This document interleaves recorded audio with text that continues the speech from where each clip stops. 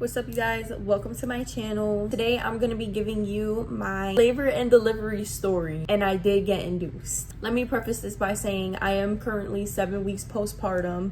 Again, I did get induced. It was not an elective induction. It was for medical reasons. This is going to be a positive story. So if you're somebody who is about to get induced or was considering induction, or you're just about to go into labor and delivery in general and you're nervous and you just want to hear a positive story, this is for you. Let's get right into it. There is no more rewarding feeling than being a mother. First things first, I'm gonna just take it back to the third trimester of my pregnancy because that's kind of where this all started. I was due September 25th with my daughter, and she was born August 29th at 36 weeks. The whole pregnancy was pretty smooth in my opinion. I was very blessed to have a smooth, easygoing pregnancy. Towards the end, things started to kind of like escalate a little bit. In August, I went to one of my checkups and my blood pressure was high. It was like in the 160s. They checked it repeatedly and they decided like, okay, we're gonna send you to the hospital. You're gonna go to labor and delivery triaging. You're gonna monitor the baby and they're gonna monitor your blood pressure. So I spent like 5 hours in the hospital that day.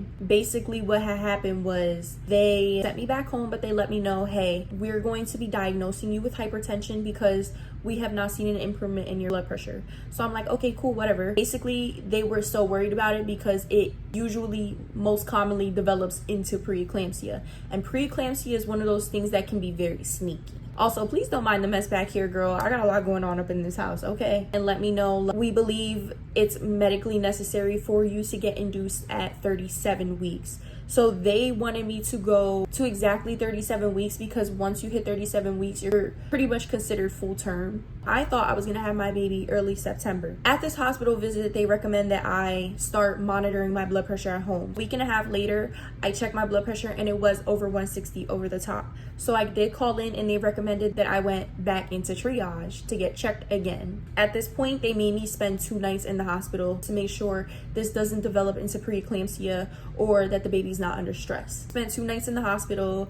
They ended up telling me then that from that point until I delivered, they wanted me to be, and actually this was at the first hospital visit, they wanted me to be seen twice a week to monitor the baby. They wanted me to get blood drawn once a week. And they wanted me to do that all the way until the baby came. It was just absolutely ridiculous. At my 36-week checkup appointment, my blood pressure was again high. They didn't like how high it was, so they wanted to send me back to triage for a third fucking time in 1 month. Sorry, freaking. While I was in triage, they let me know that they were going to keep me overnight again. Mind you, this is a week before my induction, so I've already spent so much time in the hospital and I felt like I wasn't really enjoying my last few weeks, just me and my partner and just being alone before having a baby and my life changing. I was very frustrated when she told me I had to spend another night.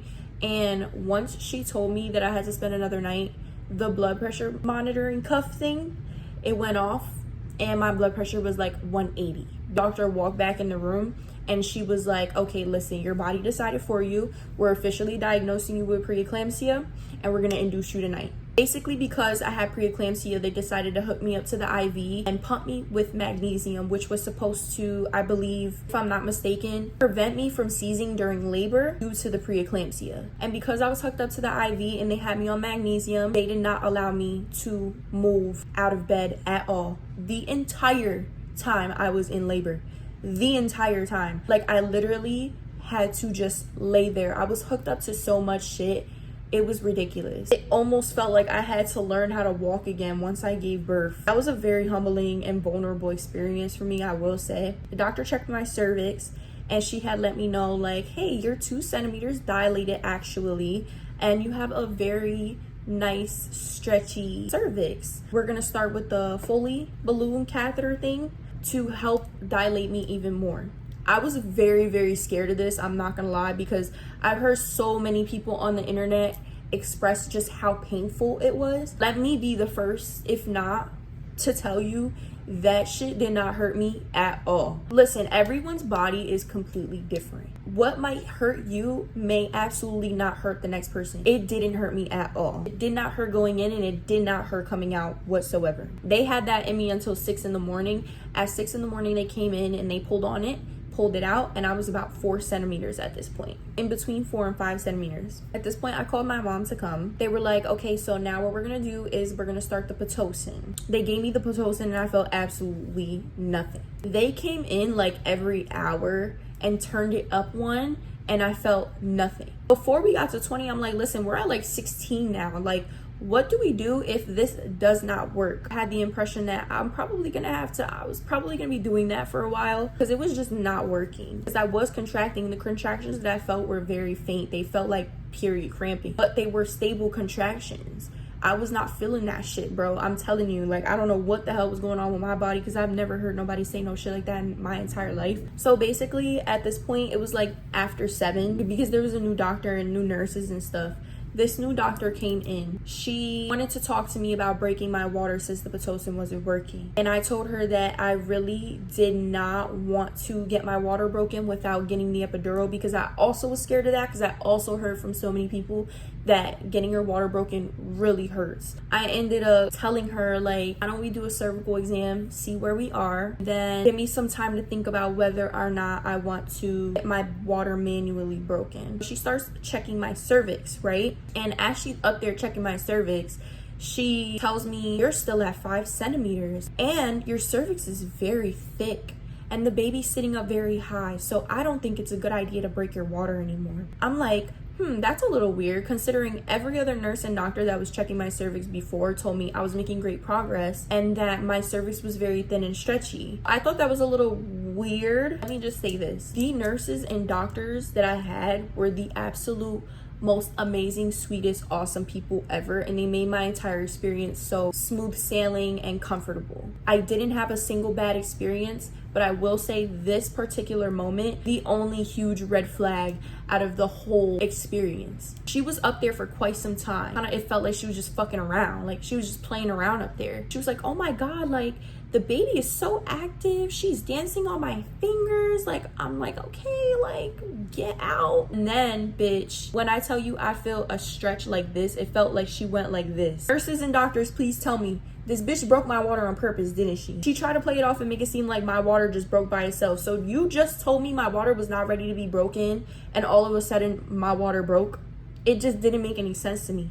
I felt this, and then I felt a pop. It did not hurt. I'm not gonna lie, it wasn't painful at all, but I was very concerned because when you break a water manually, a lot of things can go wrong, especially in my situation, like preeclampsia. There was so many things going on already. I want to add to the shitload. This is exactly what happened. The baby's heart rate ended up starting to drastically drop. So they were making me switch positions and everything after that to get the baby's heart rate to go back up. Me and everyone else in the room were just so mad. Thank God they stabilized it. It was nothing to worry about. After that, labor started to progress fast. They turned the Pitocin all the way down after my water was broken, and they started back at 2. Within 45 minutes, my contractions got so painful, I could not speak. Once the doctor left that room after my water was broken, I was like, you know what? They hurt right now and they're progressively getting worse. I can handle them now, but I know I'm not gonna handle them soon. I'm pressing this damn button and I'm gonna get this epidural right now. I'm so glad I called her when I did. And the epidural didn't hurt. After they gave me the epidural, they put me in this like position where they sat the bed all the way up. I don't know what it's called.